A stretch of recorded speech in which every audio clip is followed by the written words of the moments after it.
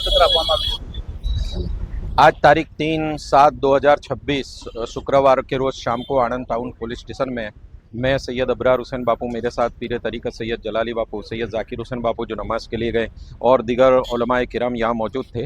और नाजिया नामी एक औरत है जिसने पैगंबर आज़म सल्लल्लाहु ताला अलैहि वसल्लम के शान में गुस्ताखी की है, नाज़ेबा कलेमात कहे हैं, और उसके ख़िलाफ़ हमने यहाँ फरियाद की है। और हमारी मांग है कि ऐसी कुतिया के खिलाफ़ ज़्यादा से ज़्यादा सख्त कार्रवाई करने की ज़रूरत है, क्योंकि पैगंबर आज़म सल्लल्लाहु ताला अलैहि वसल्लम की शान में गुस्ताखी किसी तरह से कोई भी मुसलमान बर्दाश्त नहीं करेगा।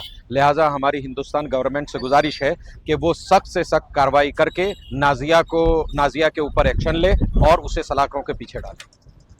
જે આજે આવેદનપત્ર આપવામાં આવ્યું છે શું સમાજ? ઇસ્લામ ધર્મના મહાન પૈગંબર જનાબ મોહમ્મદ રસૂલુલ્લાહ સલ્લલ્લાહુ અલૈહિ વસલ્લમની શાનમાં જે નાજિયા ખાને ગુસ્તાખી કરી છે, સૌ પ્રથમ તો એ જણાવી દેવા માગીશ કે નાજિયાનું વજૂદ જ ના હોત જો આ પૈગંબર સાહેબ અહીં આવી અને જે જીવતી છોકરીઓને દફનાઈ દેવામાં આવતી હતી તે લોકોને સમજાવી અને સારો બોધપાઠ આપી અને સારું શિક્ષણ આપી, સારું જ્ઞાન આપીને આ કુરિવાજો બંધ કરાયા.